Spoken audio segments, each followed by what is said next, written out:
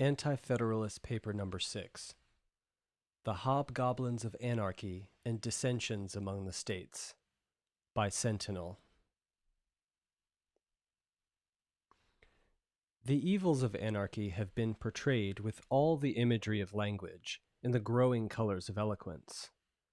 The affrighted mind is thence led to clasp the new Constitution as the instrument of deliverance, as the only avenue to safety and happiness. To avoid the possible and transitory evils of one extreme, it is seduced into the certain and permanent misery necessarily attendant on the other. A state of anarchy from its very nature can never be of long continuance. The greater its violence, the shorter the duration. Order and security are immediately sought by the distracted people beneath the shelter of equal laws and the salutary restraints of regular government. And if this be not attainable, absolute power is assumed by the one, or a few, who shall be the most enterprising and successful.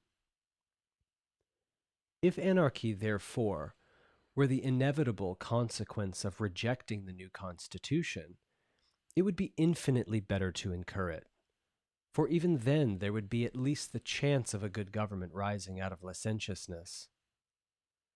But to rush at once into despotism, because there is a bare possibility of anarchy ensuing from the rejection, or from what is yet more visionary, the small delay that would be occasioned by a revision and correction of the proposed system of government, is so superlatively weak, so fatally blind, that it is astonishing any person of common understanding should suffer such an imposition to have the least influence on his judgment.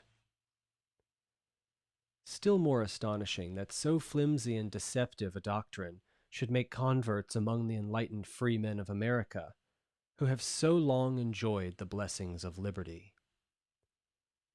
But when I view among such converts men otherwise preeminent, it raises a blush for the weakness of humanity that these, her brightest ornaments, should be so dim-sighted to what is self-evident to most men, that such imbecility of judgment should appear where so much perfection was looked for.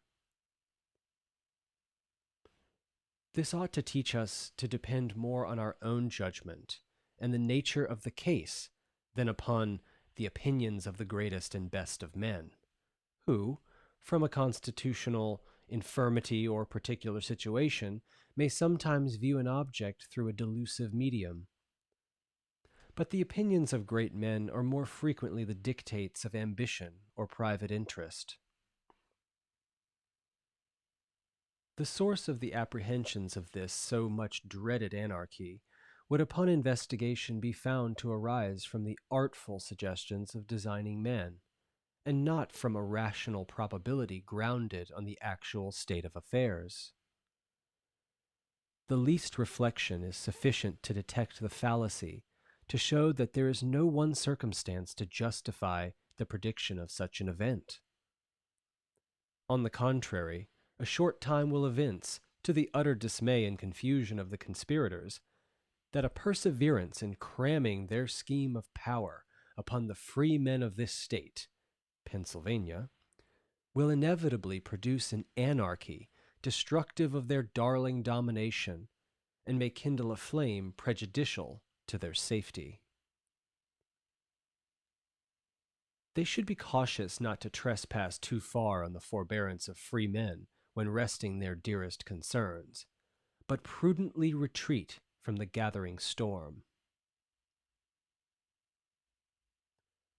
The other spectre that has been raised to terrify and alarm the people out of the exercise of their judgment on this great occasion is the dread of our splitting into separate confederacies or republics, that might become rival powers and consequently liable to mutual wars from the usual motives of contention.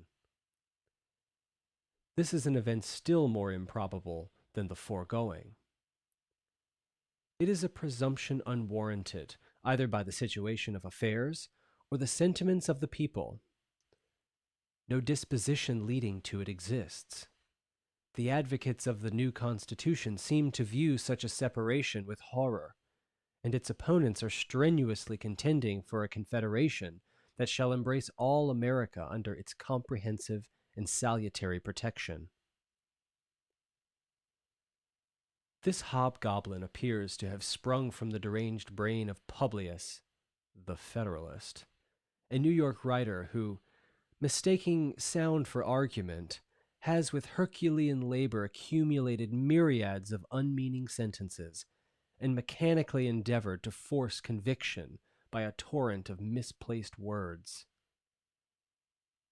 He might have spared his readers the fatigue of wading through his long-winded disquisitions on the direful effects of the contentions of inimical states, as totally inapplicable to the subject he was professedly treating. This writer has devoted much time and wasted more paper in combating chimeras of his own creation. However, for the sake of argument, I will admit that the necessary consequence of rejecting or delaying the establishment of the new Constitution would be the dissolution of the Union and the institution of even rival and inimical republics. Yet ought such an apprehension, if well founded, to drive us into the fangs of despotism? Infinitely preferable would be occasional wars to such an event. The former, although a severe scourge, is transient in its continuance, and in its operation partial, but a small proportion of the community are exposed to its greatest horrors, and yet fewer experience its greatest evils. The latter is permanent and universal misery, without remission or exemption. As passing clouds obscure for a time the splendor of the sun, so do wars interrupt the welfare of mankind. But despotism is a settled gloom that totally extinguishes happiness. Not a ray of comfort can penetrate to cheer the dejected mind. The goad of power with unabating rigor insists upon the utmost exaction. Like a merciless taskmaster, it is continually inflicting the lash, and is never satiated with the feast of unfeeling domination or the most abject servility. The celebrated Lord Kames, whose disquisitions of human nature evidence extraordinary strength of judgment and depth of investigation, says that a continual civil war, which is the most destructive and horrible scene of human discord, is preferable to the uniformity of wretchedness and misery attendant upon despotism. Of all possible evils, as I observed in my first number, this is the worst and the most to be dreaded.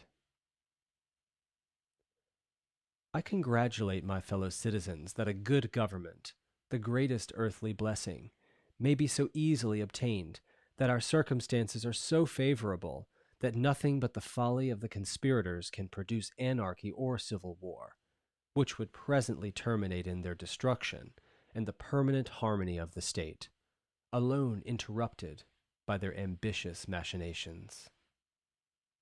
Centinel.